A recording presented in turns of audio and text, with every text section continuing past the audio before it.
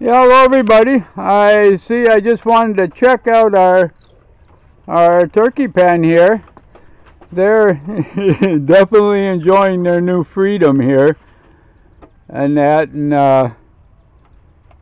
from what I understand, the male jumped or tried to yesterday, the female, and that while we were gone. So that's kind of the reason that we put this up. And that so they'd have a lot more room beyond the ground and they also finished just laying some old pieces of tarp and that on the roof here, so in case it does rain I can get a view of the whole thing here. So when it does rain, at least they've got some cover there, so to stay out of, because you don't want to get them wet and that, and like I said, because they can get cold and die from hypothermia even in this kind of heat, because the sun just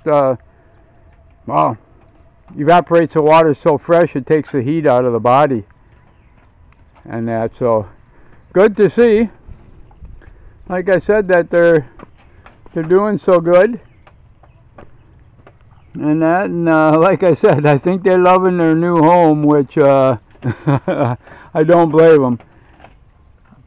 They couldn't really get any exercise before, and now they're able to get some exercise, and also to be able to build a nest, lay some eggs, and